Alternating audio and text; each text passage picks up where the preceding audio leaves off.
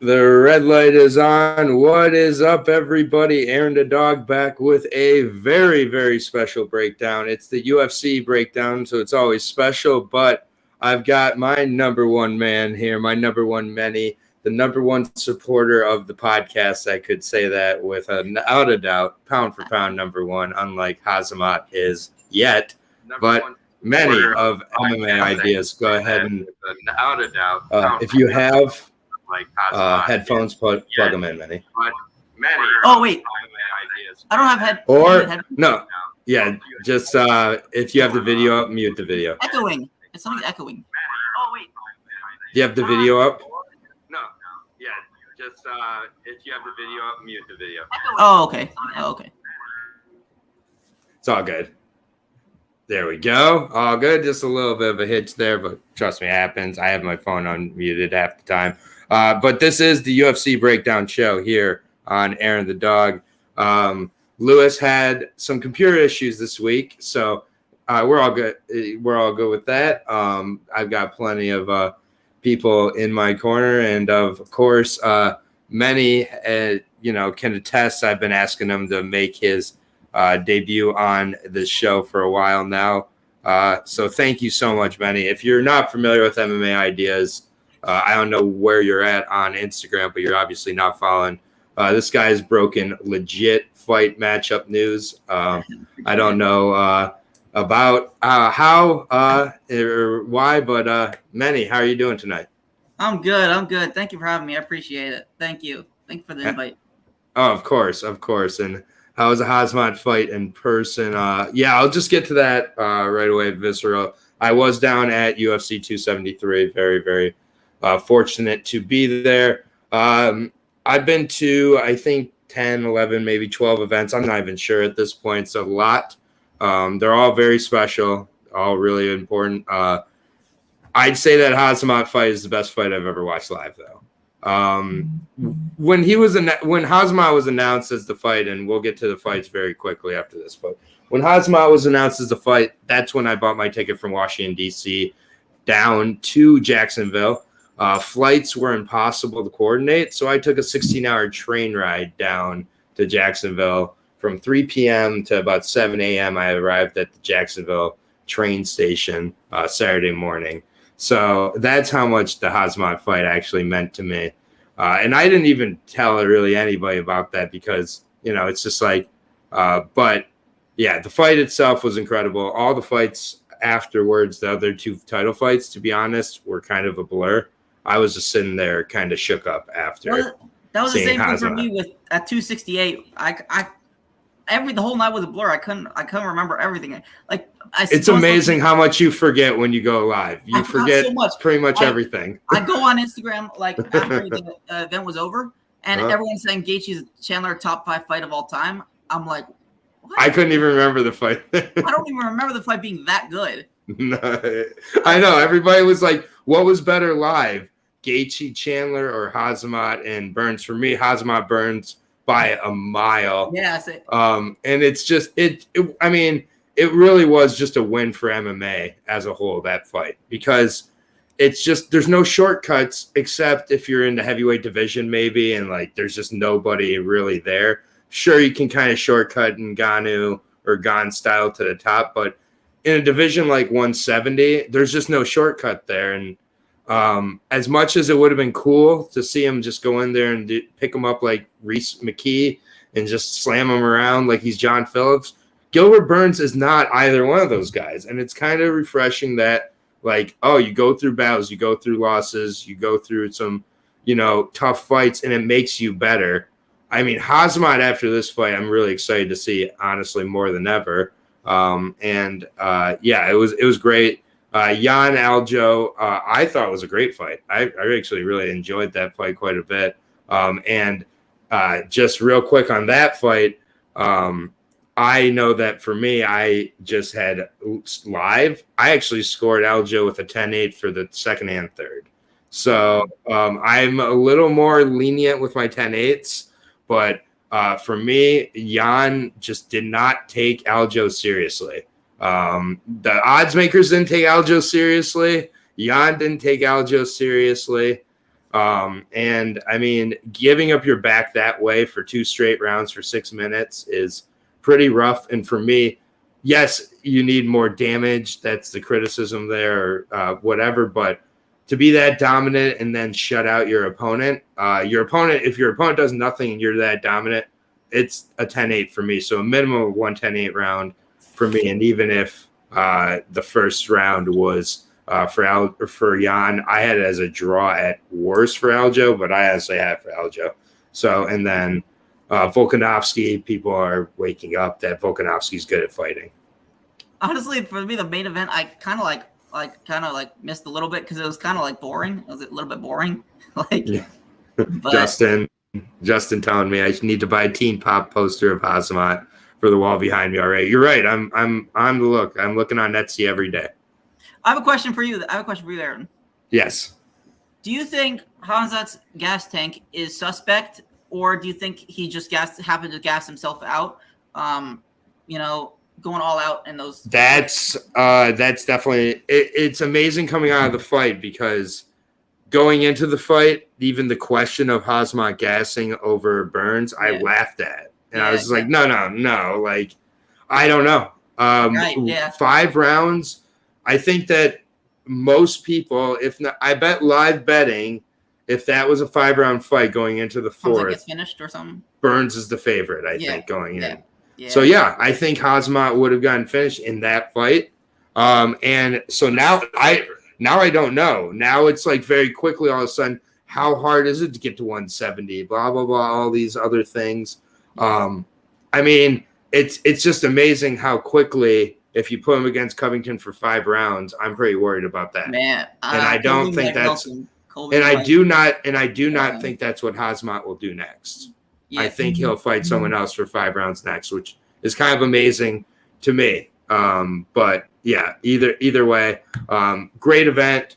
273 was awesome. Feel like Aljo won the 10-point must game, but you lose the last 2 rounds like that. Do you really win the fight? Just unsatisfying. Yeah, but again, until the UFC adopts the 1FC judging a fight overall, we're in the 10-point must game, and that's a really. This is a Kelly. First of all, Kelly is making awesome points. I really like talking with Kelly in the comments, and when he shows up here, he's been awesome.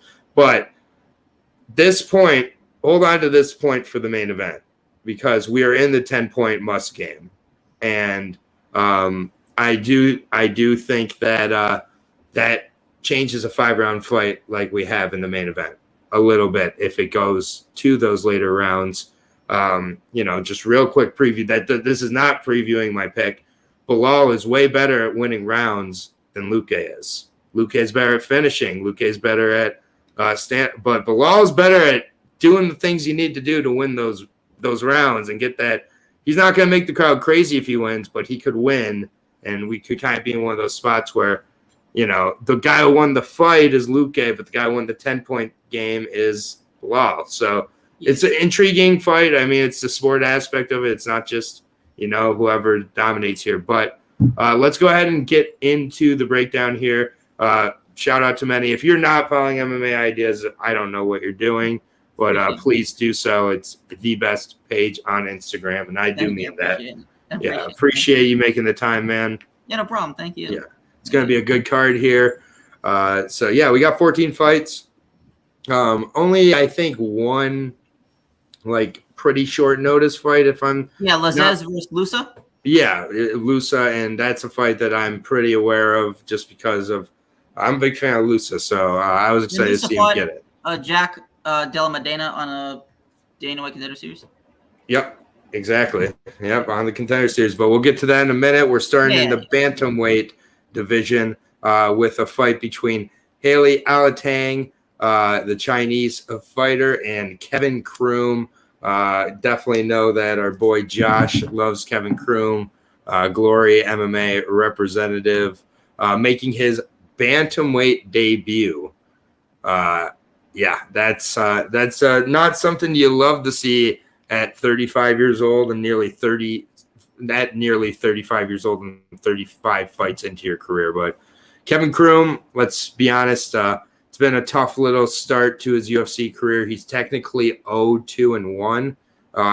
He got caught with smoking too much weed in his debut. So, like, I count that as a win.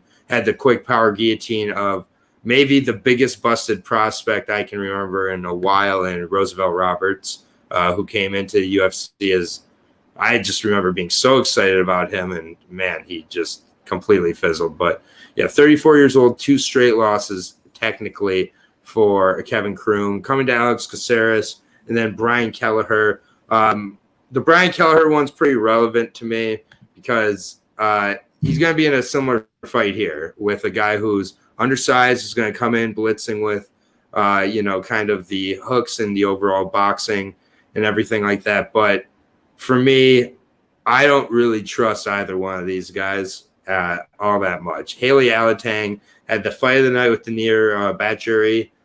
That was great. But he just kind of slows down as the fights go. He uses his wrestling too late. And when he does use his wrestling, he loses a lot of those rounds. With Kevin Croom, he's going to be huge, but he didn't use it at all with Brian Kelleher. He doesn't seem to use his size, kind of call it the Stefan Struve syndrome. Kevin Croom's always the bigger, longer guy. This is just a fight that you're not going to feel great on either side. You got 14 fights. You got a Bellator, which, by the way, we got the breakdown for on the channel already on Friday. You got LFA. What are you doing, Ben Haley Alatang and Kevin Croom that heavily? That being said, I'm going to take the dog here, and that's Kevin Croom. I'm going to take him to just kind of, I think, end up scrambling this fight to the ground, and I think he's going to end up snatching up a submission, actually. So, and if this goes to a decision, I really rate James Krause to use tactics to be able to get his fighter to do what he needs to. Haley Alatang, I nearly don't rate. I'll be honest, man. He's not great to me. He's never been that great. 14-8-2. He's okay everywhere. I just think that the price here is the line's way off. I'm going to take a shot on the dog, short notice, and Kevin Croom. Yeah, same here. I'm gonna take Croom as well. I think in this fight, if there's one thing to go by, it is his length and reach. If there's anything to go by, I think he'll be able to grind out a unanimous decision by using his wrestling. The thing about Alatang is in his 2 wins, he has a combined 7 takedowns. So when he's wrestling effectively, he wins, and when he can't land takedowns, he doesn't win. It wasn't as he didn't lose to Gustavo Lopez. He drew, but he didn't win either. I'm gonna take Croom by decision, but this was a tough one to trying to figure out. This was a tough one. And Kelly originally saying that he was on Croom too, watch more, and saw that Alatang's path is wrestle. Yeah, but in the UFC, when he's tried to wrestle, he's actually lost those rounds. Maybe outside the UFC against WLF opponents and whatnot. But this is one at the end of the day I'm not investing any money in. Personally, if the under 2.5 is a plus, I would take that just because I do think one of these guys gets finished. But whoever loses this fight is fired. Yeah. And in his pro career, Kevin Croom does have 10 wins by submission. Mm-hmm. So it's, it's a possibility for sure. Exactly. So, Kevin's got to know at this point he loses this one, he's out. Good luck to Crash versus the Mongolian Knight. And we're going to move on to the next fight here. This fight is in the strawweight division, and it is between a fighter I was really excited about coming in. I am an LFA stan. If you don't know that, you've just not really, watched any of my breakdowns because you should know that. Taking on Estela Nunez, Sam Page Hughes. I was very excited for Sam Hughes coming into the UFC. She had a really good fight with Vanessa Demopoulos in the LFA for the strawweight title, which she was actually winning that fight until Demopoulos snatched up a crazy reverse inverted triangle. Demopoulos is really amazing when she is. She had some great fights in the LFA. Had a great fight with Lupita as well. Godinez for the title. So Sam Hughes, I just think maybe one or two fights too soon. She took the fight on short notice to get into the UFC against Tisha Torres. I thought Tisha Torres won last week as well. That's very controversial. I get it. But yeah, Tisha Torres kind of just tore up Sam Hughes in that fight, unfortunately. And then I was like, oh, let's see how she gets on, full notice and everything. And Luque Lumbume looked like a complete MMA fighter against her. That's pretty concerning. She was getting takedowns. The Muay Thai specialist was getting takedowns, the undersized Muay Thai specialist. So just overall, I've not seen what I need to Sam Hughes. Estela Nunes came back from a really long layoff in her last fight against Ariana Corlasoni, who she's an absolute specimen. I mean, she is like Jessica Andrade levels of jacked. And the thing with Nunes is on the feet, she looked good. But as soon as the takedown was attempted, she was down so easily. There was no resistance at all. It really leads me in this fight to think if Sam Hughes wrestles, she's going to get Nunes down and be able to keep her there. I think this is a tough fight to really, really read. But, like, honestly, for me, it's just like Nunes has been off. She's had lower levels of competition. She had a USADA issue. Her takedown defense was just so bad, but it was against Ariana Corlasoni. I've got to think she's been working on that. On the feet, there's a significant advantage for Nunes. And to avoid the takedowns, I think she's going to have to use her lateral movement, which she has shown she has. Sam Hughes is no like crazy level of wrestler here. So it's just like I've got to go with Nunes. I saw the line. The line again, I guess I'm sending out the first couple here because this line is crazy. I don't know who made the line here. But and by the way, did I not say the line for the first Alatang minus 195 plus 150 on Kevin Croom? For this fight, we got minus 220 is Estela Nunes, who serious takedown defense. If Sam Hughes wins, you're going to be pulling out your hair if you bet Nunes because she's going to just take her down and stay in her half guard, stay in her guard, pitter-patter strikes to get a decision for Sam Hughes. But I'll take Estela Nunes to use her movement and stand up. But yeah. not at all confident here in this one. This is greasy. Yeah, I've honestly gotten to know Sam a little bit ever since she joined the UFC. Me and her cool a little bit. So I'm gonna back her. She has good jiu-jitsu. She does have good jiu-jitsu. Her wrestling isn't the best. I believe she can take Estela down and control her and win rounds. So I'm gonna. This was a hard one. Kelly with a method I use at times. I'll be honest with certain fighters. Blindly fade Sam Hughes. That is the play. That's what the line's telling us. Hey, this one was a hard one to pick because like neither one like pop off your screen, obviously.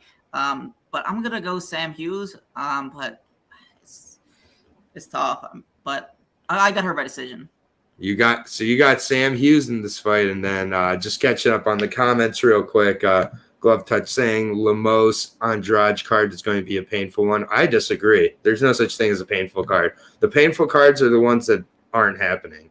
So I'm super pumped for that card. Lemos and Andrade alone. That's two of the most beastly women in the world fighting each other, and they're both Brazilian. They're going to come on and try to kill each other. So respectfully disagree there, but that's all good. And yeah, we've been spoiled lately, Kelly. I agree. Kill Switch owns all. What up? And then Nunes does have a gas tank problem, which I don't like. Going to be a greasy pile to fade the bet. Yeah, exactly. I mean, I hate saying this for the first two fights because it's like we're tuning in for bets and everything. But I'm gonna have to say, you don't want to bet Nunes at minus 220 and be sweating this one out. And Sam Hughes, I don't think quite is enough of a dog to warrant it at plus 185. And I mean, yeah, I think it's a main event. Andrade is a former title challenger, and Lemos just because she's lost a fight. I mean, Lemos is still one of the most dangerous fighters in the division. So yeah, I'll take it as a main event. And we got to have. I mean, they are like the UFC's been going since COVID's been going. I mean, we are beyond lucky to be complain. We should be so lucky to complain about a card. Yeah, and I think they're also they also ESPN a certain number of fights per year. So Yeah, I mean, let's give the women some shine in the main event. Like, I'm totally okay with it. It's not I versus Calvillo levels, at least. So. Preach, Meni. Preach. All right, and I'm not saying the first 2 fights aren't part of this card or anything, but I feel this really is where the fight card starts for me. I'm super excited about this fight. This is one of my potential fights of the night. Trey Ogden taking on Jordan Levitt. I love grappling. I love scrambles. I love submission artists. And we have 2 that are going to go at it. I think one of them is going to submit the other one. I don't think this is going to be a spot where the submissions or the grapplers cancel out their grappling. I think they're going to go for it. I think they're going to ball out on it. Trey Ogden coming into this fight, making his UFC debut. I absolutely love this dude. This guy is an absolute warrior. Last fight against JJ Okanovich had that armbar locked up. And I think if Jordan Levitt has that armbar in the same spot, Jordan Levitt gets that finished. Honestly, I think that Trey Ogden did not fight great in that fight. I think there was a lot of pressure. He knew Dana White was in the crowd. It was a Fury card looking for a fight. But Trey Ogden, he shows such perseverance, shows a lot of tenacity. He's made a lot of mistakes in his career and ended up coming back in the sub. Trey Ogden's been subbed quite a few times in his career as well. So that is definitely something with this fight. Jordan Levitt, so far he is a grappler. He has at times he'll kind of start to spam with regards to his effort for his takedowns, and that's a little concerning to me. But he's still only 26, not even 27 years old yet. Trey Ogden is 32 and a half years old. So the guy who still, you kind of look at Jordan Levitt and, you think he's maybe a little older or whatever, but he's still very young. He's the one who has a chance, I think, to still be advancing in his career. He's very close friends with Roxanne Modafferi. He acts like Roxanne Modafferi, frankly. He's an absolute specialist. And Trey Ogden has been submitted. This is just a really, really interesting one. If it does come down to the striking, I think the popular belief is that Trey Ogden has the striking advantage. The striking advantage, though, I think is close. It's not a big one, honestly. And this is it's just, it's a really interesting fight here. I like both guys very, very much. But yeah, for me, it is going to be Trey Ogden in this spot.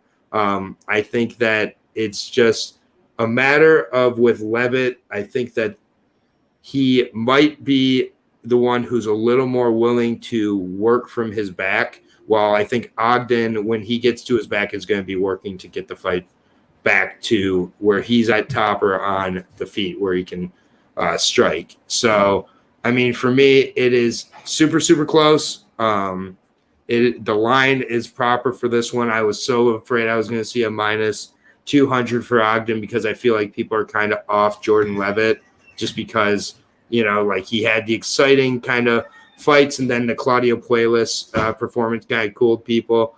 The fight with Matt Sales was fine, but it's Matt Sales. I don't really rate him too highly.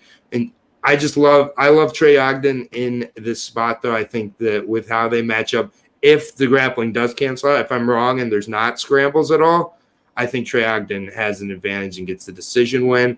And I think on the ground, if it goes to the ground, then either guy can submit either guy. So I respect both sides. I know a lot of people are on Jordan Levitt here. I've got Trey Ogden by decision.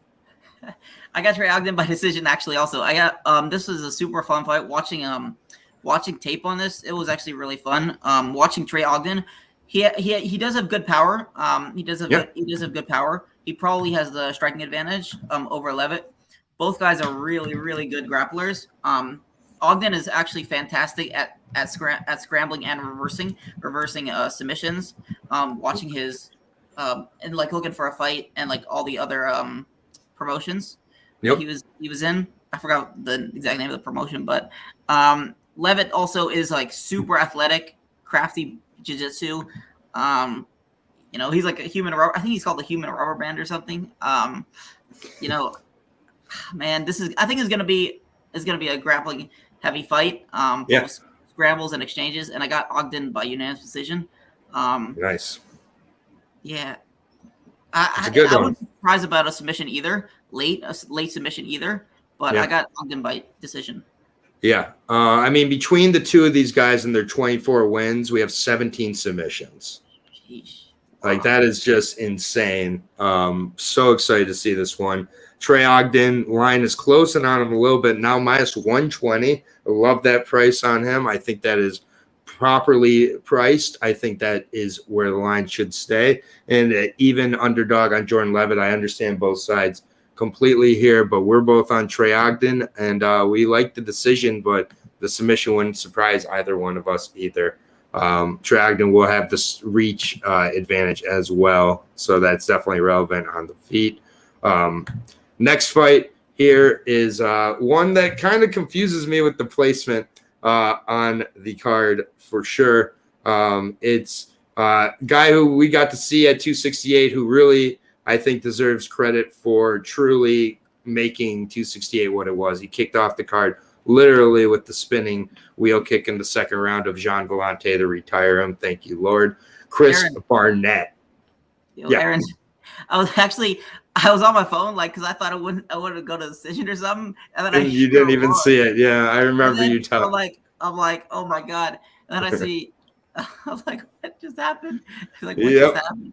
Yeah, that is one of the worst feelings when you're at an MMA event or a sporting event and you were looking at your phone and you missed the wheel kick knockout. Chris Barnett, absolutely crazy. He's a crazy fun guy to watch. I'll say that much. And I'll say this: his gas tank is better than what his body looks like. His athleticism overall is better than what you would think. And the thing that I think is most important in this fight, if he's going to win the fight, two things. He's gotta either really work on his takedown defense, which I have not seen be done in his fight so far. It's been a real weakness in a lot of his losses. Or he's got to spam those leg kicks to oblivion and hope that Martin Buday goes down from him. Because otherwise, I do think that Martin Buday is going to just kind of work a Ben Rothwell-style game plan against Chris Barnett here. I think he's going to put cage pressure, work for the takedowns, ground and pound, and just eventually either a decision or round him out. I think that Buday, he didn't blow me away in his Contender Series fight. I'll be honest. He's out of Slovakia, which the only other fighter in the UFC out of Slovakia is Ludwig Klein. He's not been all that amazing, but I'm not trying to damn the whole country here. 6'4", 77-inch reach, 8 straight wins. Those are all great things. The Contender Series fight against Lorenzo Hood, though. Lorenzo Hood had him in trouble, and Lorenzo Hood I do not rate too highly, but worked through the adversity, got it done. I think that this fight is lower on the card because the UFC is expecting Buday to kind of come in here and just do the business-like MMA decision, because otherwise I think if this was a favorable matchup for Barnett, it's higher on the card. It's on the main card. They're advertising it a little bit, showing that knockout and everything. But yeah, I gotta say, Buday is definitely just gonna put him, on the ground. And I don't know, Buday's shown he's a pretty capable finisher, but it's like, I could see Barnett eking out, but Buday probably finishes him on the ground with some ground and pound. So I'll take Buday, pretty much using the Ben Rothwell game plan, cage pressure, and takedowns. Yeah, you're saying the UFC wants to hype up Buday, right? No, I'm saying they're not. I'm saying if this was a favorable matchup for Barnett, I think it would be higher on the card because because it's not. I think they're kind of expecting Buday to not have the most impressive performance here. So it's like, let's have him show it. I don't think it's going to be that impressive if Buday wins. If Barnett wins, I think it's going to be very exciting. But I got Buday pretty handily here. But you're paying for it here on unproven heavyweight in his debut against a guy in Barnett who's going to throw caution to the wind. Yeah, so I think obviously Budai is the more well-rounded fighter. Obviously, I think he has like 8 straight finishes. He's good. He's a good wrestler. He has good power. Barnett's a very fun heavyweight to watch. He's obviously athletic, as we saw at 268. But I think Budai is just going to be a little bit too much for him in this fight. I have Budai by round 1 KO. Okay. I think it could be a TKO or, on the ground and pound, or it could be just shots. Okay. But I think Budai is going to be a little bit too much for Barnett. He's just more well-rounded. Yeah. I agree. And we just overall just really quickly go over to Barnett, and we just kind of look, and he's 22-7. He's 35 years old here. He cuts down to the 265 limit. I don't love that on a guy who's 5'9", honestly. And you just kind of see the level that he beats and the level he loses to. And I mean, it's just he's not beating crazy high level guys. Ben Rothwell pulling away with that guillotine choke in the second round. It's just he beat John Vellante. But it's like the losses are to not great guys. He got knocked out by Alex Nicholson in 40 seconds too. So I think that first round knockout is not a bad read at all by you, Meni. I just am afraid it might be a little bit of a heavyweight slogfest. He's got the same guy twice in a row. Oh, yeah, exactly. So Barnett is just a real overall kind of weird record and weird career. It'd be cool to see him win here, but I think Budai could be a really interesting potential prospect. He's 30 years old and 10 fights into his career. Minus 250. The odds very much with Budai here. Plus 190 on Chris Barnett. I'm sure there's a few people who take a shot on it. I definitely think Budai takes it though. And then Barnett and Levitt is going to be a legit dance party. Agree. Definitely tune in for. I'm worried the walk-ins are going to be more exciting than the actual fights for Barnett at least. But next fight here, Tapology has finally corrected this. It was so confusing earlier in the day when I looked at the Jesse Ronson, or earlier in the week, I should say, when I looked at the Jesse Ronson Rafa Garcia fight. They kept having it at 170. And I was like, this can't be at 170. Like, I know Ronson's been at 170 before, obviously against Dalby. Before that got reversed for what at least Ronson's claiming is a tainted supplement. You might have some thoughts on that. What's your kind of thoughts? No, I just agree with you because when I was doing the research, I noticed he won against Dalby, and he got popped for a tainted supplement. He won against Dalby when Nicholas Dalby was a minus 450 favorite. And crazy. And you don't rate Dalby very high. You said you against Till, right? Yeah. I mean, it's what I hold against Darren Till forever. Is that Nicholas Dalby is the original Darren Till revealer that Darren Till's Wolf tickets when he got the draw against him way back in the day. And Darren Till's never going to give Dalby his opportunity. But yeah, I mean, for me, when it was at 170, I thought that was going to be weird. But for me, I was a little bit encouraged for Rafa Garcia, but now it's back at 155. Yeah, Justin says it right here. Rafa's cardio scares me, man. Rafa has very, very questionable cardio.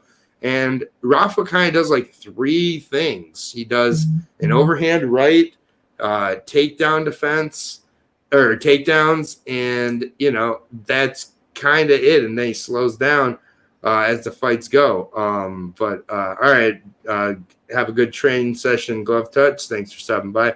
Appreciate it. Yeah. And, with Jesse Ronson, I don't know. This is Jesse Ronson's like 4th or 5th go around in the UFC now. Like he had 3 straight split decisions to get cut the first time, and they were against like Trinaldo, Prazeres back in the day when he was a force. I mean, it was just like very, very tough, and just like, I mean, I don't know. It's just like one of these. This is a weird fight. I've had a really hard time getting a read on this. Jesse Ronson's been off for 2.5 years now since that Nicholas Dalby fight because of suspension.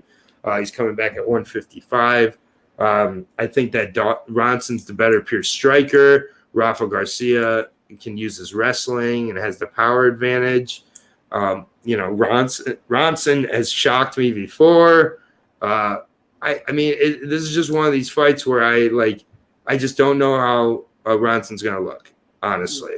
I think I'm going to go with Rafa Garcia in this fight, but it's definitely my least confident pick on the card.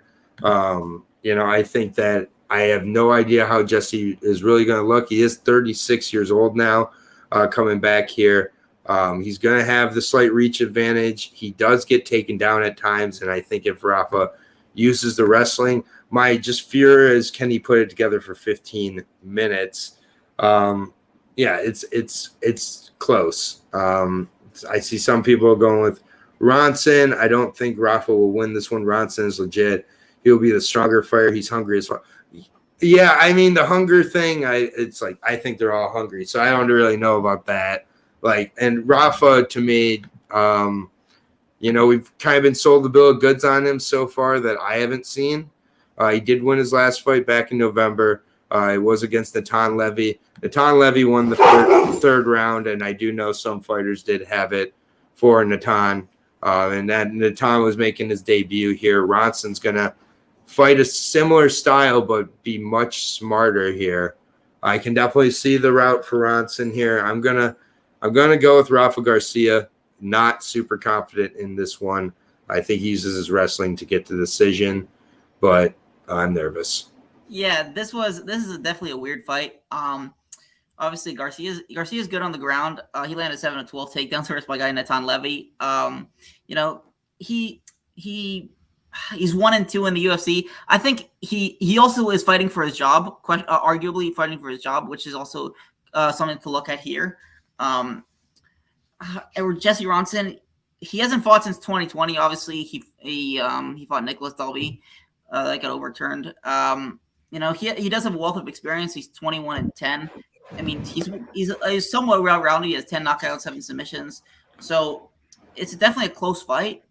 I think Garcia is going to put on, like you said, he's going to put on a similar performance like he did versus Levy. I think Garcia is going to get the job done by decision, but tough fight to call. It's a tough fight. Yeah. I mean, Chris Grutzmacher, we could see a similar veteran just taking Rafa to task in rounds 2 and 3 as he kind of and Kelly, Chico definitely with you on the dog there. He's barking in the background as you. I know. I just said Rafa lost to Chris Grutzmacher. Yeah, I get it. You learn from your losses, and I think Rafa learned a lot from that loss. Learned a lot from both those losses right away to come into his UFC career. So, Darren, Rafa also lost to Nasrat, correct? Yeah, and Nasrat Haqparast. How do you rate Nasrat? Is he? And it's hard. I think that Haqparast looks the same as when he came into the UFC. So it's just I think it's one of these where there's kind of a little bit of a route to beat him. The way that Dan Hooker looked against him isn't Bobby too encouraging. Also? Yeah, and Bobby. It's not too encouraging to me. I think that he's been dealing with a lot of kind of inconsistencies in his camp and overall, and I think that's tough. But yeah, I could see Haqparast being someone who ends up getting cut, going to Cage Warriors for a few fights, coming back in his late 20s and having a better run. Jesse Ronson-esque second run maybe. Rafa Garcia and Jesse Ronson. This is very closely lined, minus 110 on both sides on my book. I'm seeing plus 100 on some for Jesse Ronson. Kelly is fully off, and Kelly's on Ronson here. I got Rafa Garcia in this spot, or we both do, I should say. Should be a good fight. Moving on to the next fight, we're working our way up the card, and this one is probably one of my most confident picks on the card. So it's always good to have one of your more confident picks after one of your more uncertain picks. However, right away, I will say that the line for this fight is completely unbettable. Drakkar Klose taking on Brandon, the human highlight reel Jenkins at 155 here. Brandon Jenkins got into the UFC after like the weirdest delayed knee of Jacob Kilburn to win in PFL. It is what it is. And then, what up, Eddie? Good to see you. New dog in town. This is Meni of MMA Ideas, son. He ain't new. He's been here the whole time, every single breakdown. Yeah, gonna start with Brandon Jenkins here. 15-8 for the human highlight reel. He's a very exciting striker. Not the most technical guy in the world, but he gets in there and he looks to kind of mix it up, and he's just an old school kind of scrapper. I have no hate on Brandon Jenkins at all. I just think that he's maybe a couple of levels short of the UFC, but he's made it here. 6 foot tall, 72-inch reach, decent height. Syndicate MMA, very, very good camp there. Coach John Wood and others. So always see him in camp. He's always working very hard. He's helping a lot of other fighters. So definitely kind of a fighter's fighter. Against Zhu Rong. Zhu Rong had a field day with Brandon Jenkins, which caused me to way over trust Zhu Rong in the following fight. So I'm a little mad at Brandon Jenkins because of how good he made Zhu Rong. And then close shouldn't be a minus 700 against anyone ever. Yeah, that's the almost feels like, I mean, here's the thing. I think that for close, at one point, Close was one of the best lightweights in the world. I think people kind of forget that. He's gone through a lot of injuries, had a shoulder injury he was dealing with, got put away by Jakar Close like 2.5 years ago. That was his last. Beneil Dariush. Yeah, Beneil Dariush. Sorry, yeah, thank you. He had Dariush on the ropes, though. That was exactly. It was a great fight. It was such a fun fight, but it was a long time ago, and it's been off for a while. But yeah, I mean, it's like, here's the thing, Brandon Jenkins, like, I get it. This is minus 700 for Jakar Close. So you're like, let me take a shot on Jenkins. How bad could he be? But you are betting such an unlikely, like, way more unlikely than Willie Cat here, like the Willie Cat fight last week, which, by the way, I told everybody around me, Willie Cat loves spinning shit, and then he missed like 7 spinning attacks. It was so great. It made me really happy. But yeah, I mean, you cannot bet. I mean, this is one of my most confident picks of the night. Unfortunately, we're not going to be cashing it here because it's a minus 700 in Jakar Close. But Jakar Close all day long in this fight. And, like, it's just, he got KO'd at a face-off. That's rough. That's rude. He was pushed when he wasn't ready, and he hurt his back. But Jakar Close, he's going to wrestle him. He's going to just control him, beat him up for 15 minutes. This is this won't be close. To be fair, Jeremy Stevens is the hardest pusher, one at 145. The hardest, pound for pound, especially when you're not ready. Hardest pusher at 145. When you're not ready. And yeah, I mean, it's just like you go back and watch Brandon Jenkins. He has some fun fights, and when he has the success, it's against very low level competition. Yeah. I got Jakar Close as well. He also is I don't know how to say it in correct grammar, Michigan State champion, not like Michigan State University, like he's a Michigan State champion, 2-time finalist. He's landed a takedown in 6 of his 7 fights. I believe he's the better striker of between him and Jenkins. He had Beneil obviously MMA math does not work, but if he can have Beneil Dariush on the ropes, I think he can severely hurt Brandon Jenkins as well in the fight. Justin here with, do not bet Jenkins, people. Save your money, put it in an envelope, and just send it to me. Jenkins made Zhu Rong look like Khabib. Exactly. Like, he made, like, it was like when Zhu Rong faced Jenkins, it was like, this is the Zhu Rong we were all promised. This 20-1 amazing standout 20. Yeah, exactly. And then Zhu Rong just lost to Ignacio, didn't he? Yeah, very badly too. Like, yeah, he got whooped against Ignacio. And then, yeah, if you're crazy enough to bet this for Jenkins, you bet the TKO. Just might as well juice it a little more because he's not putting together a decision win over Close here. That Close is either going to get injured again or get KO'd or just cruise, I think. I don't think this one's going to be close, pun intended. Minus 700, plus 475 on Jenkins, and I'm not even a little tempted, but that price does suck for Close. I think Close is going to win by TKO round 3. I think he's just going to push him into deep waters. There's also a difference between other promotions and the UFC deep waters. You know what I'm saying? Yep. There's a big difference, and I think Jenkins is going to learn that Saturday night. Yeah, well said. Well said, Meni. I agree. We're going to move on to the next fight here, which is a battle of Swedish fighters here. And, where are the odds? But Lena Aaron, lands. Yeah. did you know Landsberg's first fight was against Lena Landsberg, first pro fight? Lena Landsberg was against Kianzad. Yeah, back in like 2012. I actually watched it. And yeah, it's like, yeah, and it was an interesting fight for sure. It was it was entertaining. I think both fighters have maybe changed a little bit from that fight, but they also met in some sort of grappling tournament back in the day in Sweden as well. So they have quite a, and then Kelly pointing out here, minus 115 for the close decision. That's your play, in my opinion. I know you got the third round TKO, but yeah, I'm taking the decision at minus 115. I agree, but it wouldn't surprise me if he puts him away. And if he gets put away by Jenkins, RIP, close. But Pani Kianzad, I think this girl's been a little bit of a disappointment so far for me. I expected kind of a little more of her coming off with the Ultimate Fighter, but 15-6, she's starting to put it together more and more. And then as soon as she comes up with a loss and kind of ruins what you thought was going well. She had a 4-fight win streak over Jessica Rose Clark, Betch Correa, Sijara Eubanks, and Alexis Davis. Alexis Davis fight was so close. The Betch Correa fight was way too close as well.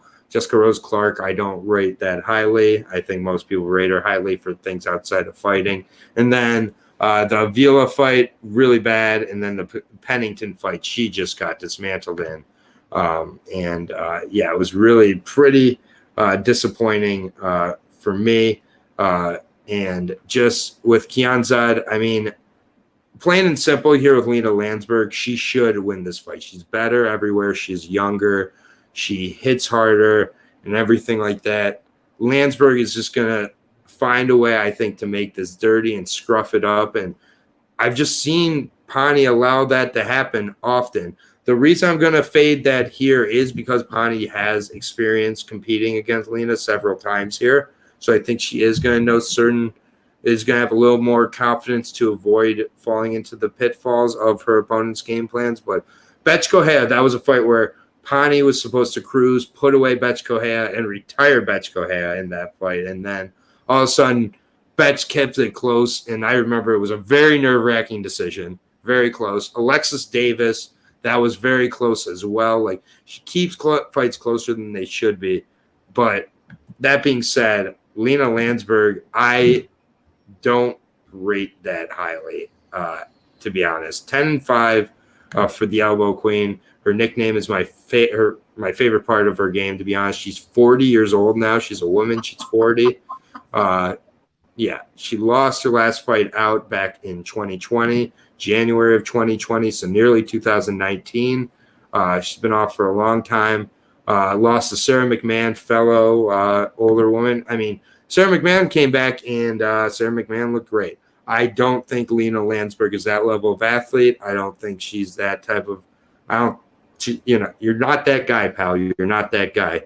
I just think that Lena gets beat up and hopefully finished here by Pani. If Pani doesn't finish her, I'm going to be disappointed. The line here is scary. Lena has a win over Macy Chiasson. Pani lost to Macy Chiasson. So if MMA works here, then Lena wins. I don't think MMA works here, but I'm not betting this. I'm not betting this one heavily. I'll be or at all. The line is grown for Pani to nearly minus 420 now, plus 330 on Lena Landsberg. But I'll take Pani. Yeah. I have Kianzad by unanimous decision as well. In 3 out of 4 fights, Kianzad has 3 out of 4 wins. Excuse me.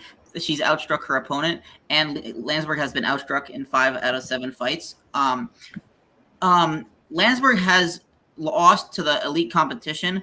I mean, she's 4-4. She's lost to Chris Cyborg, I think he bleached, and Aspen Ladd. Unless I'm wrong, I could be wrong, but I think those were 2. No, you're right. Yeah. And And Kianza really looked good during that 4-fight win streak, and I think her striking is pretty good. Obviously she ran into Raquel Pennington, who's very good, as we saw this past weekend. Yeah, I love Raquel. I think Kianza will outclass Landsberg for 3 rounds and win by decision.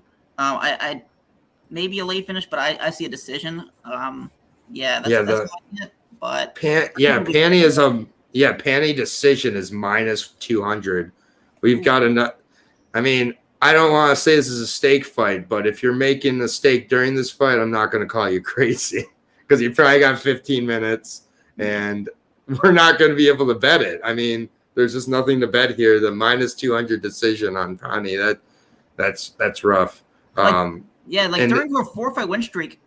Sorry to cut you off. No, you're during go ahead. 4-fight win streak. I think a lot of us were seeing as a potential title challenger in our future, and then she ran into Raquel Pennington, and then that was that. Right. Yeah, exactly. Like there's been, and that's happened like another time too with Pani, where it was like, all right, here we go, and then she loses that momentum and gets to fight Bethe Correia and Alexis Davis and other. I mean, she fights a lot of older women, that's for sure. Pani seems to like to fight the 40-year-olds here, which I'm not going to question good management, but yeah, there's nothing to bet here. And yeah, shout out to Meni here. This is Meni's first ever YouTube anything, and I feel like I'm the amateur here, so it's gonna be replacing. Am I doing good? I don't know. You're killing it, man. You're killing it. I honestly don't know. I don't know. What do you guys think? Let Meni know in the comments if he's doing all right. I'd be curious to see what everybody's thinking. But yeah, I've done a few of these, so I think that I know when I'm working with somebody who knows what they're doing. Yeah, of course, man. Next fight here. This is weird. This is Devin Clark versus William Knight at middleweight. No. At light heavyweight. No. At heavyweight. These guys should be fighting at middleweight. What are they doing at heavyweight? Okay. William Knight obviously weighed in at 218 for a 205 fight his last time out. Didn't help him. He lost the fight. He lost the fight to Maxime Grisham still. So that's not great. William Knight 271, so that's a pretty quick turnaround. Less than 2 months later, William Knight's in there again, and he's fighting at heavyweight. Yeah. And the fight was announced maybe a couple weeks, maybe 3 weeks ago. Yeah, all the way around. I'm very, very curious to see the weigh-ins. My prediction is that William Knight weighs about 240 for this, and no, I don't think that's a good thing at all.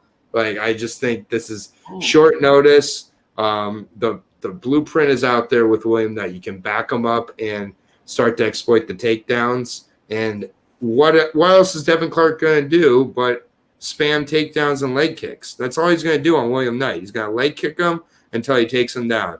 And then when he takes him down, he's going to try to take him down again. He's been in there with some crazy hard hitters. He dropped Rakic in their fight before Rakic put him away. So, yes, I get that fight didn't last long, but I mean, he's gone 5 rounds with Anthony Smith in a main event before. I think that Clark's going to know what he has to avoid here. It was scheduled for 5 rounds, but Anthony submitted him in 1. Right, but still, I'm saying preparing. He was preparing for the 5. He's preparing for the 5 rounds. And William Knight's going to submit anybody in the UFC. And I just think that with Devin, it's with Devin Clark, he's got to avoid the early power of William Knight. I think William Knight's just going to slow down more and more as this fight goes on. Rinse and repeat Devin Clark style decision. It works at middleweight, works at light heavyweight, and it works at heavyweight against this level of opponent. I don't like how quickly William Knight's turning around. I go on Instagram and I don't see him training. I see him working out. I don't see him practicing MMA skills. He backs up and throws that check right hook, which unless you're Fabio Charant, isn't working at the UFC level. I think that Clark's just a little bit better than that. And I like this price at -170 because I just think it's going to be a rinse or repeat decision. Oh man, I have William Knight by knockout round 2. Ooh. I'm leaning a lot heavily on that Fabio Charant KO, which was amazing KO, by the way. That was an amazing knockout. I think he'll have a big size and strength advantage in this fight. I think. Obviously, Clark is a superior wrestler. I think he's a credentialed wrestler. I think maybe in college he was. College. I think he was really good. I could be wrong though. I think heavyweight is where Knight should be, judging by where he missed weight, 2 months ago by 13 pounds, 12, 13 pounds. I think if he doesn't gas out, which is a big caveat, if he doesn't gas out, he can put away Devin Clark inside of 2 rounds. But obviously his cardio is suspect at best.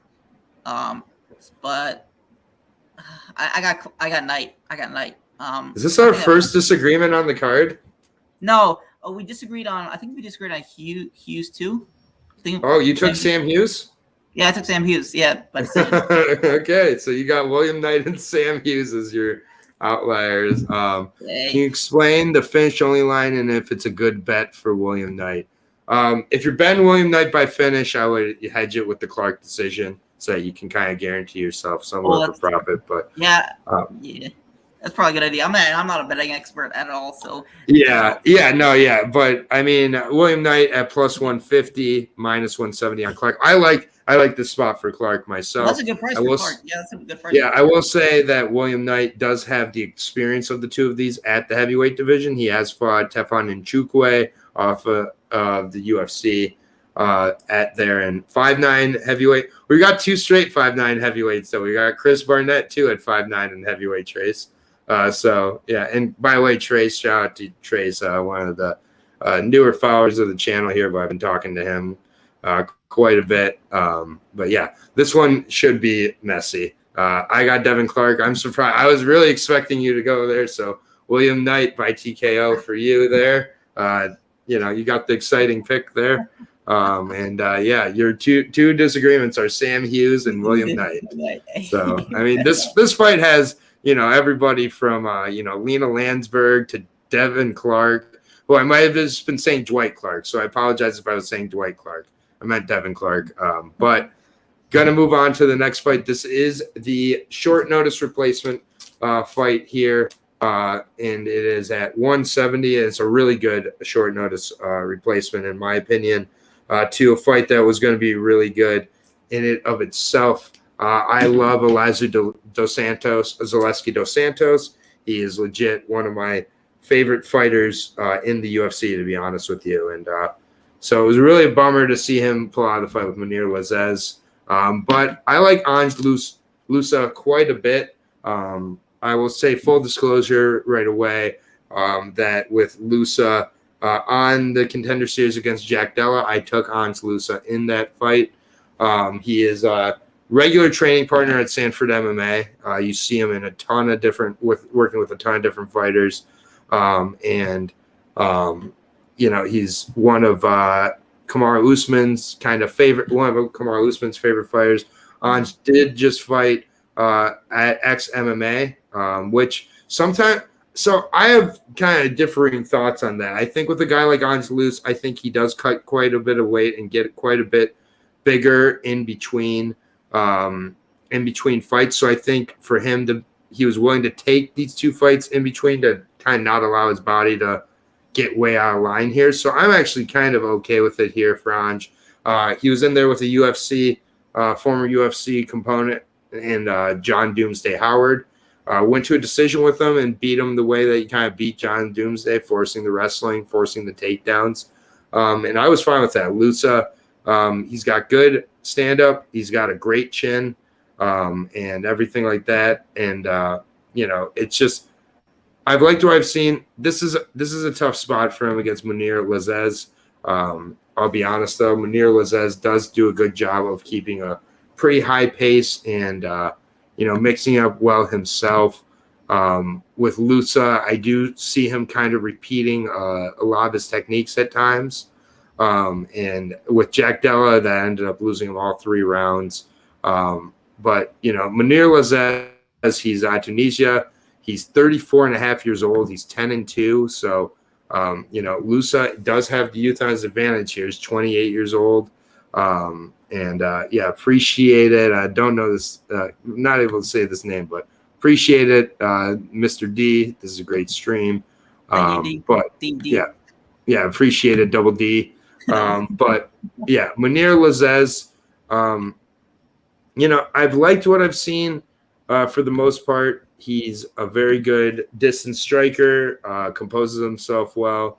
Got a little bit exposed back in January in his loss to Warley Alves. Warley Alves came out and just missiled those kicks and really crumpled them, just right on the body over and over again. And like Lazzez, I don't know who was a bad night at the office or what. I think the fight that's more kind of relevant to this would be his fight previous to that and how he handled Al Hassan. Yeah, and he looked really impressive in that one, was able to avoid a lot of the takedowns and kind of stretch out the cardio. And I think he's got to do the same thing here with Hans Lusa. This is a really close fight, I think closer. And I do think if Lusa had a little bit more time to prepare for this fight, I'd feel better about it. With that being said, I am going to take Munir Lazzez to get the decision win here.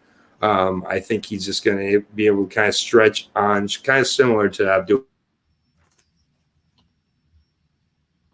Agree with Visceral. I had Zaleski Dos Anjos. But yeah, now I'm out minus 200. I'm just going to sit back and watch this one. But I got Munir Lazzez. Yeah, I got Lazzez by unanimous decision as well. One factor in this is a short notice for Lusa. Obviously, it plays to his disadvantage. It doesn't help Lazzez either because he has to train for a completely different opponent. But I believe Lazzez is the more well-rounded of the two. Obviously, he's a pretty good striker. He landed 4 takedowns against Abdul Razak Al Hassan, and he wore him out. I remember that being a great fight. I remember that being a really good fight. It was an impressive fight for sure. Yeah. Obviously, Razak's cardio is iffy at best, but he was able to wear Razak Al Hassan down. I see this fight going the same way, and Lazzez using his wrestling and grinding out a decision. I think it's gonna go. That's how it's gonna go. This is kind of one of these cards where from time to time I'll just bet top to bottom to over 2.5 on each of the fights.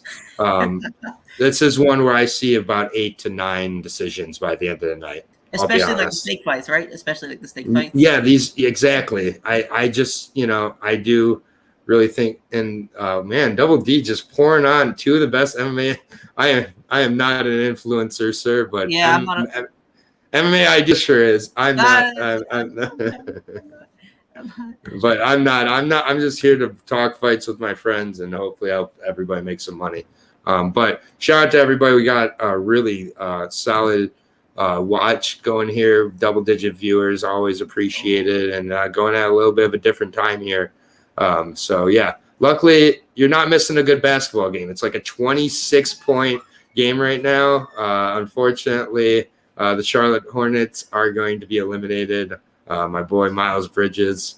Well, actually, they'll face like the Cavs, but at least you're not missing that. But gonna move on to the next fight. We're cruising through this card right now. This fight is another one that was on somewhat short notice, but not super short notice.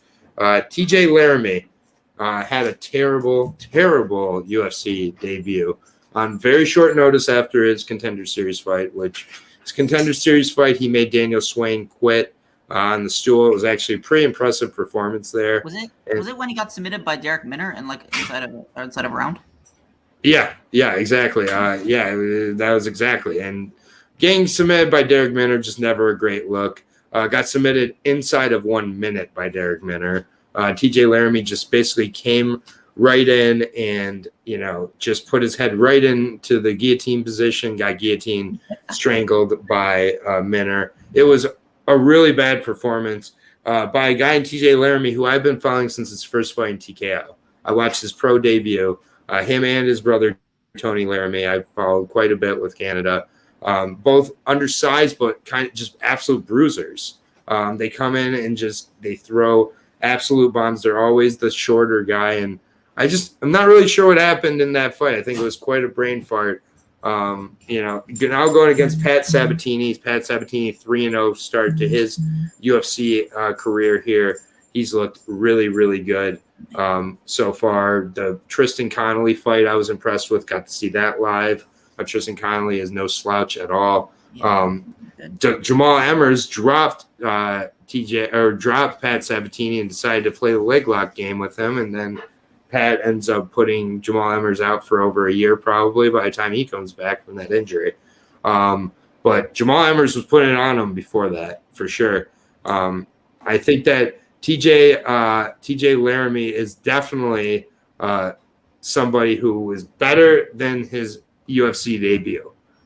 Now, unfortunately, he goes against someone who's better than the guy he faced in his UFC debut here.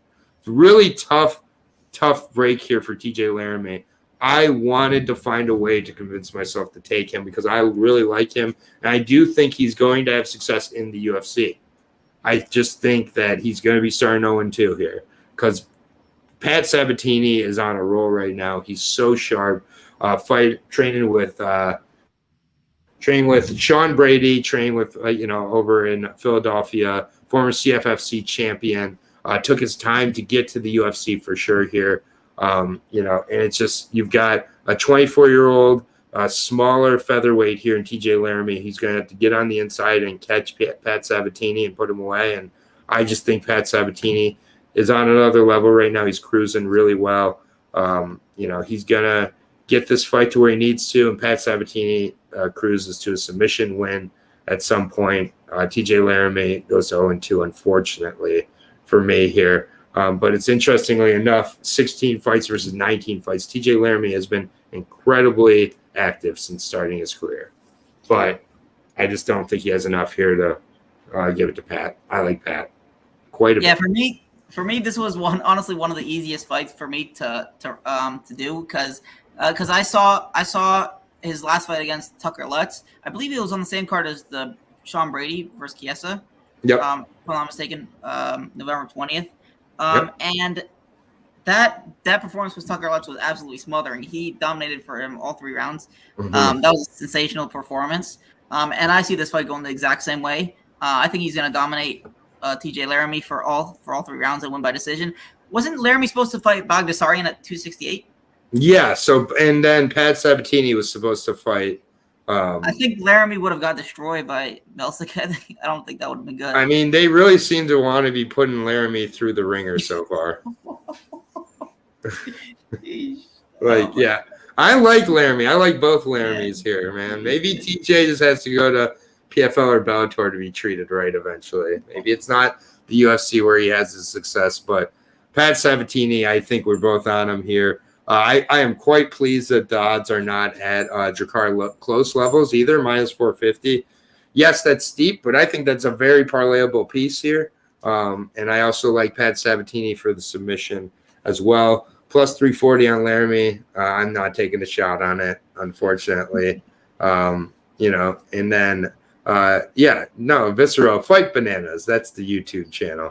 Fight Bananas also, you can subscribe to their podcast and get this breakdown there. So, shout out to Fight Bananas. Shout out to Dave Van Auken. Shout out to Bunny and everybody else. So, but we're both on Pat Sabatini here. I really wanted to go with TJ Laramie, but can't do it. He's too good. Yeah, Pat is really, really good. I agree. But they also got some. Yeah, they also got some brewing in Philadelphia, like Sabatini, Brahidi, Dawkins. Yep. They got I think Renzo Gracie Philly. It's called the gym. They're good. Yeah. That Tony Laramie Tyus White fight is all you need to know about Little Tony, tough as nails. Amen, brother. That was such a good fight. Tyus White fighting this Friday, by the way, on LFA. So, definitely great shout out there. We are on to the next fight here. This is Myra Buena Silva and Yanan Wu here. This is at bantamweight, the bantamweight division. Just getting the time here. Sorry. All right, 108. Myra Buena Silva taking on Yana Wu here. Myra Buena Silva, she's been in the UFC for quite a while now. I was introduced to her back in her submission over Jillian Robertson back in the day, which obviously all rate pretty highly. And Yanan Wu, Wu Yanan, not really been too impressed with her. She's gone to quite a few camps throughout her time now at Jackson Winklejohn. Still only 25 years old though, so 12-4 here for Yanan Wu, or Wu Yanan. I apologize. 5'8", 66-inch reach, so she will have the size advantage in this fight. She is on a 2-fight losing streak, and just honestly, I haven't been too impressed with what I've seen. The Inoue fight was very close, but Inoue, an undersized 115er. Her only win in her 4 UFC fights coming over Lauren Mueller, Tiger Princess. She got pretty dominated and handled by Jocelyn Edwards, which I'm not really sure how good Jocelyn Edwards is. Mayra Bueno Silva against Manon Fiorot. I thought she gave Manon Fiorot a better fight than anybody's given Manon Fiorot so far in this fight. And just with Wu Yanan, there's just not a lot that I like. And there's just a little more I like in Bueno Silva, particularly her jiu-jitsu. Her stand-up's good enough, but it's going to be the jiu-jitsu and wrestling of Bueno Silva, I think, all day long here. The Fiorot fight was impressive. It was the fight before that with Montana De La Rosa. It was a majority draw, but I did think that Bueno Silva had done enough to win that fight. I just think that she's got the jiu-jitsu needed to get this fight done, keeps it on the ground, and gets the finish of Yanan Wu. But this is not a fight I'm going crazy with. And it's just like, honestly, Wu Yanan just not very good. So I've got to fade her here and go with Silva. Yeah, and Wu Yanan versus Mazani got taken down like 5 times, which is not good. I mean, Mazani's not the worst wrestler in the world, but she's not good. She's not good. But so yeah, with Bueno Silva, she's good. I mean, she's a good wrestler. Her striking's okay. Nothing will blow your hair back, but her jiu-jitsu and wrestling is really good. Obviously, she submitted Jillian Robertson. She has 3 wins by submission in the UFC. I could see Bueno Silva controlling Yanan throughout the majority of the fight, but I only see it going 2 rounds. I see Bueno Silva getting a 2nd round submission. Yanan Wu has suspect striking defense at best. Her takedown defense isn't good. So I think this is an opportunity for Silva to get a nice win, or get a win. I don't know. And so this is just where the odds are impossible. -500, +350 on Yanan Wu. My suggestion is bet the dog or pass. Do not bet Mayra Bueno Silva at -500. That's insane. And then, man, just more love from Double D here. I'm starting to think this is Meni's burner account or something. I'm not familiar. I mean, I have a pretty good memory. I don't remember him, but if I'll take his word for it. Yeah, he is a good guy. I agree with that, even if it is Meni saying it about himself. But yeah, either way, we're going to move on to the next fight just because that's kind of another steak fight. I don't have a lot to say about it. Luckily, the last 3 fights of the night, I think, are very good fights, starting with this fight at 170 pounds between Andre Fiallo of PFL fame, ex-MMA, many other places. Just a really exciting Brazilian product here, taking on Miguel Baeza, the Caramel Thunder. And then Callie just mentioning no takedowns by Silva and how she's going to have to get knocked out or something. She's going to find a way to win this fight. Yanan Wu's going to find a way to lose. I don't know. It's just how it is. And then Justin saying, I want Silva to lose, so she starts an OnlyFans. Okay. Fair enough. I'm just not going to touch that. But, yeah, this fight, it should be a really good one. This is another fight that for me is a potential fight of the night. Miguel Baeza, 10-2 now. He's coming off of 2 straight losses, nearly 3 straight if he would have gotten put away by Matt Brown, but he did survive that and put away the 39-year-old Matt Brown. But since that fight, he has lost. He had the fight against Takashi Saito, which was good. Used his arm triangle, made Saito fight MMA, put him away. And then since then, lost to Santiago Ponzinibbio by decision, and then got put away in the third round by Chaos Williams. Both those fights, it's defensively for me, Miguel Baeza has some serious issues. He gets hit way too much, and I'm not sure how strong that chin is. Matt Brown nearly put him away, really could have.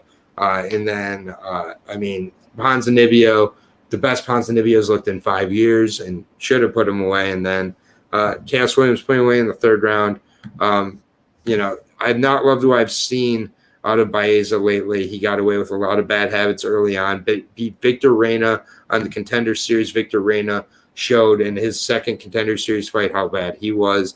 Hector Aldana, I don't rate at all. Matt Brown was nearly broken at that point. I get he had the Brian Barberena fight, but the Matt Brown he was fighting was a show of that. And then Takashi Saito, pretty one-dimensional here.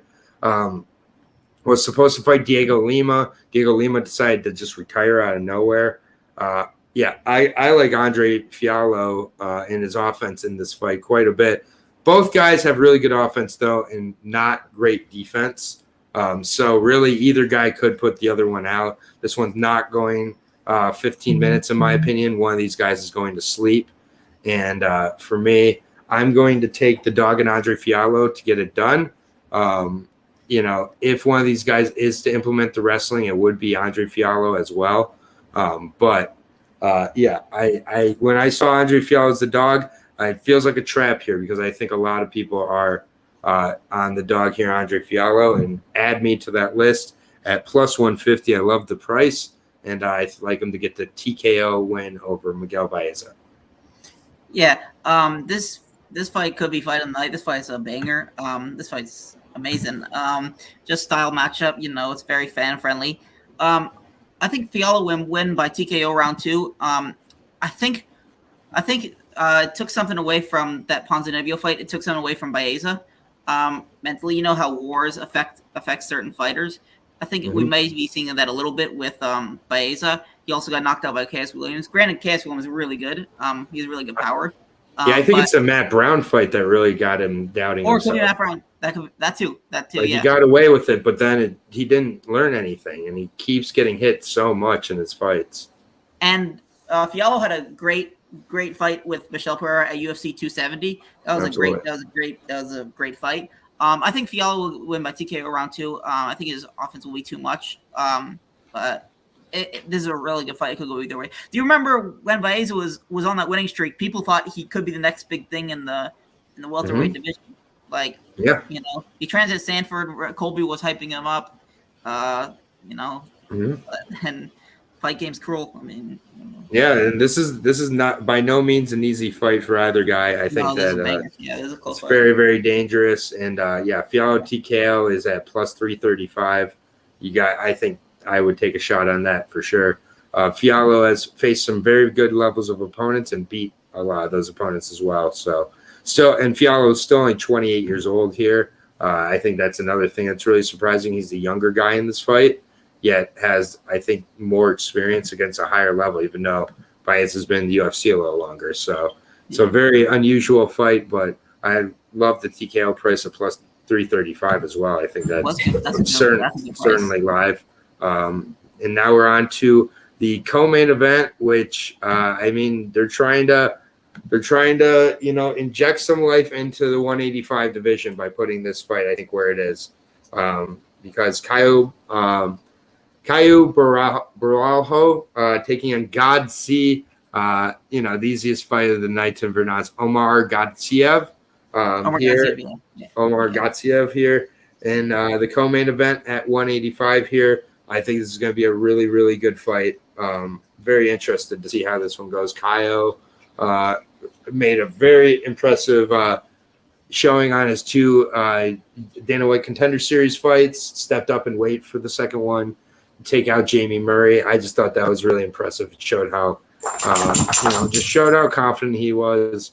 Gotsi, also off of the Contender Series, looked very good on there, albeit against pretty much a pure Muay Thai guy in Johnzy. But still, Gotsi 13-0, Sambo champion, 29 years old, allegedly, out of Russia. It's just like Who knows their ages, man? Sure, 29. This guy's younger than me, apparently. 4 straight wins for him, including the John C. Silva knee bar finish. Just did what he needed to do in that fight. Mostly looks to implement his wrestling, uses sambo to get it to the ground and pound, and submissions for the most part. Hasn't faced a crazy high level of competition, but he's done what he needed to do in those fights. Did have quite a few losses on his amateur career, but against Magomedov, Murad Kiramagomedov, just all odds. So how bad could those losses be? If your name ends with OV, it's zero doubt of victory. Yeah, exactly. So, and he's beating some OVs as well. So, all the way around, he looked good on the Contender Series. I think that on the feet, he didn't show me a ton, but a guy like Caio Brajalo, he's a Brazilian Jiu-Jitsu fighter. I do think that we're going to find out a lot about both these guys on the feet in this fight. And because I do think that the ground is going to be kind of eradicated between Baralo's, BJJ, and Godsey's wrestling. I think these guys are going to be tested on the feet, and that's where you really don't know which side to go with. But I've liked what I've seen out of the natural. Honestly, he's looking really, really good. He's fighting off Fighting Nerds, not a camp I'm too familiar with, but fighting with a ton of confidence, looking good on the feet. Put away Jesse Murray with ease. The Aaron Jeffrey fight showed that he can really deal with the wrestling. Aaron Jeffrey, a little more of a traditional wrestler than, the wrestling of Godsey, where Godsey's just going to kind of throw himself into the fire to get into body locks, get into traps, cage pressure, and everything like that. This is going to be a really good fight. Very interesting. I think it's going to get greasy. It's going to be a close one, and it's going to go back and forth. I'm actually going to go with Godsey in this one, just because I think he's going to be able to implement a little more of his positioning with regards to where this fight takes place. I think there will be a little more cage perspective here, and I think that Godsey is legit. But the last 13-0 sambo guy we saw was Guzmalatov a little while ago, and he got knocked out. So maybe we're seeing that again here, but I am going to take Godsey in this one by close decision, but this is a close one. This is a good fight. I think Godsey's going to starch him. Nice. Yeah, I think he's just a little more well-rounded than Caio. I think he'll implement his wrestling, use his power to his advantage.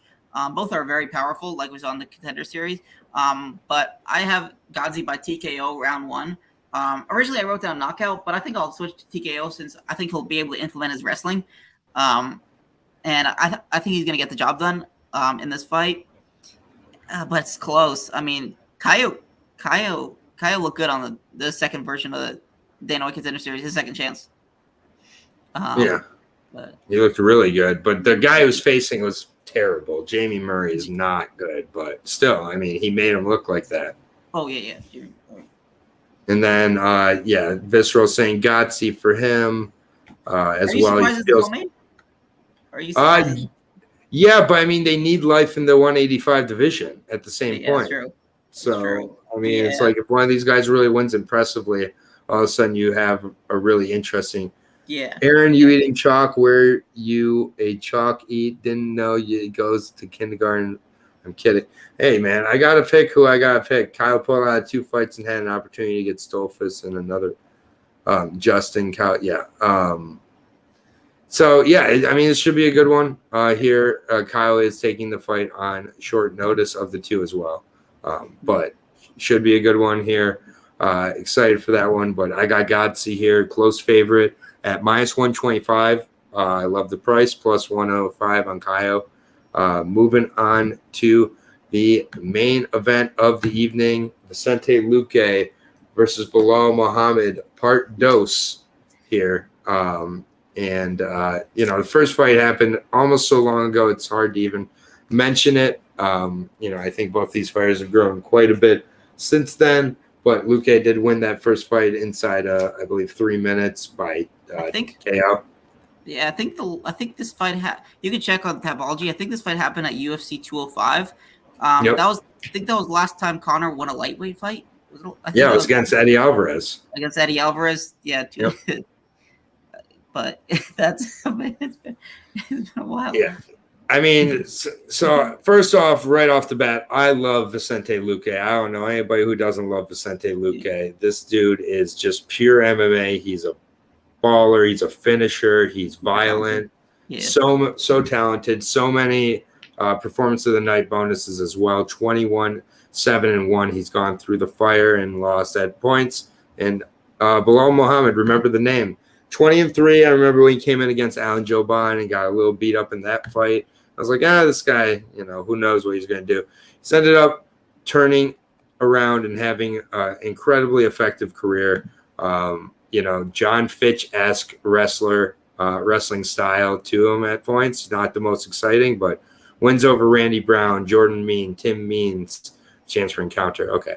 Got beat up by Jeff Neal. Then rattles off the Curtis Melender, Takashi Saito, the Lyman Good fight, really good. Diego Lima, the eye poke with Leon Edwards, but Leon Edwards was putting it on him in that fight. Striking was struggling again. But then put away Damian Maia and then wrote the blueprint that Burns followed on how to beat Stephen Wonderboy Thompson.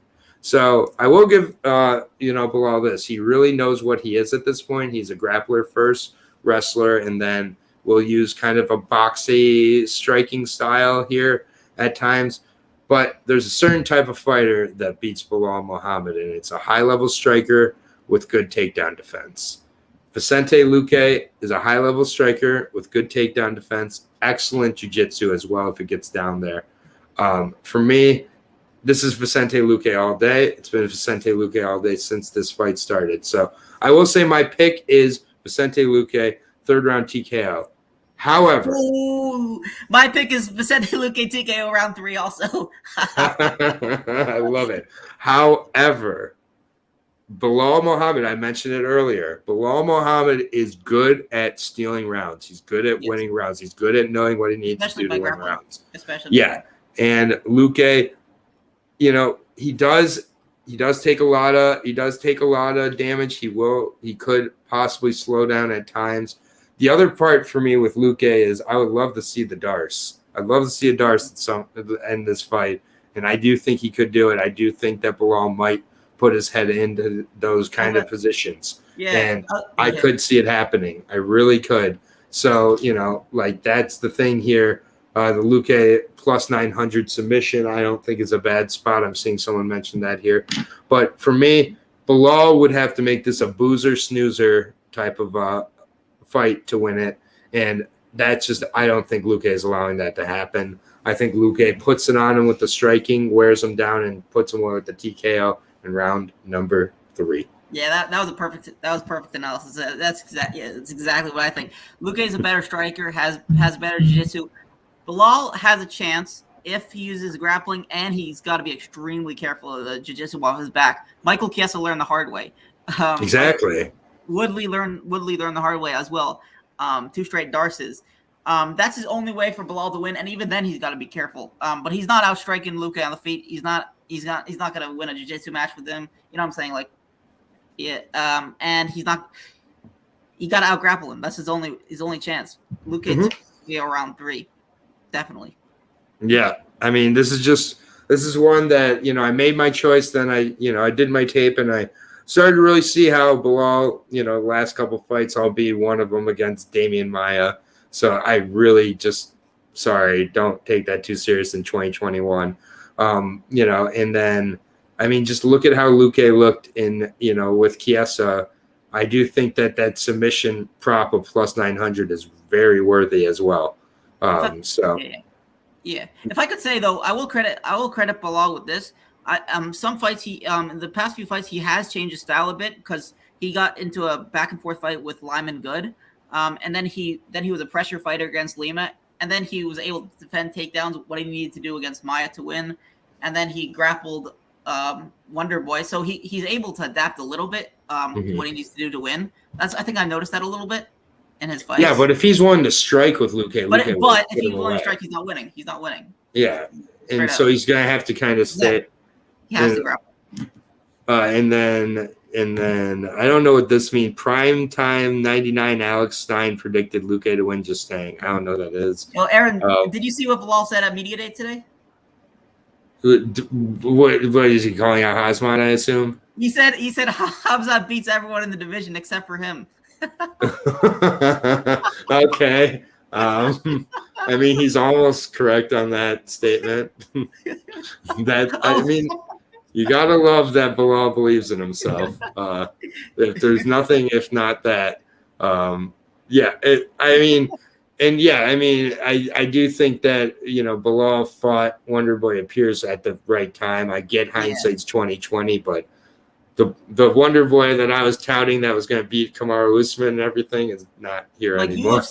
UFC 205 and UFC 209 smokes Belal, like with those fights with Lily, but yeah, but we're with Luque on this one, so we got Luque all day. We have two disagreements on the card. You got William Knight, I have Devin Clark, and then you have Sam Hughes. Let's go, Sam. Let's go. And Sam Hughes, and I have Estela Nunez. Otherwise, we're on the same route here for a lot of these fights, so something's going to get mixed up here. But I will say this, Meni, you absolutely killed it tonight, man. Thank you. I appreciate it. Thank you. I wasn't sure. I mean, hopefully I did good. I don't know. Yeah, I mean, we most definitely will be working together again here in the future. The chat absolutely killing it. Super engaged. Sorry for missing a lot of the chat here tonight, but you guys, I know, all get along with each other, and that means a lot to me. And just overall, it's been a fun journey. Little fun fact real quick, and then I'll go to you, Meni. This is the 100th video on this channel tonight. Ooh, and so for number 100, Meni makes his debut. Go.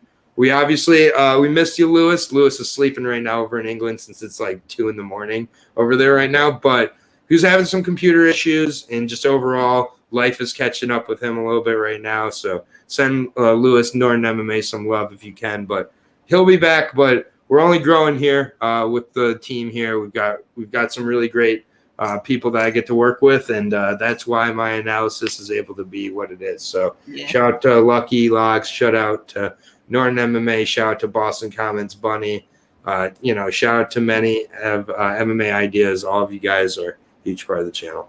Yeah, can I say something? Yeah, of course. Shout out Boston Comments, Bunny. She's literally the best follower someone could have, for sure. I never seen anything like it, man. I really haven't. She's the reason this channel is around, man. She's what encouraged me to leave the Stooges and start my own thing, and now we're at she's honestly one of the nicest people ever. She's it's a good community we're garnering here. So we love you, Bunny, and Meni, great job. The rookie Aaron, not bad. Thank you.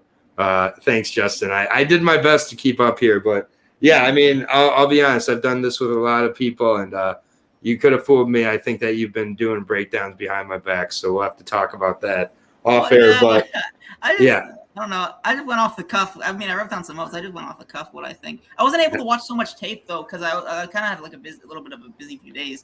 But I wasn't able. Well, you've watched a lot of tape clearly in the past, and you were able to do plenty of research here. And I picked up on that tape anyways. So it was a great episode here. Really appreciate everybody joining us. I will be back with Lucky Locks picks tomorrow for the LFA breakdown. He had to work today, so we're going to be back tomorrow at about 3 p.m. Eastern for that. The Bellator breakdown is on the channel right now with MMA Wagers, and now timestamps will be up soon for this. Anything you guys say, Meni, before we sign off for the evening? No, just follow me on Instagram, ma.ideas. Absolutely. See the sweatshirt here, right here. I need to get one of those sweatshirts. Hey, maybe I'll make merch soon. I don't know. I'm not so good at it, but maybe I could try. Let's do it. Yeah, appreciate all the support. Thank you. Hopefully I'm a decent page somewhat, Hey, this was super helpful. Good shit, Kelly. Appreciate you, man. Appreciate you, Boston Comments, Justin, Visceral, Herb Dean, Everybody else, JK, all the above. If I'm forgetting anybody, it's not personal. The Glove Touch, appreciate you, man. We'll get you on here soon as well. But yeah, for Aaron the Dog, for Meni of MMA Ideas, we are out. Enjoy the fights, and I'll see you tomorrow for the LFA breakdown, everybody. Have a good night, and keep taking care of each other out there. Peace out.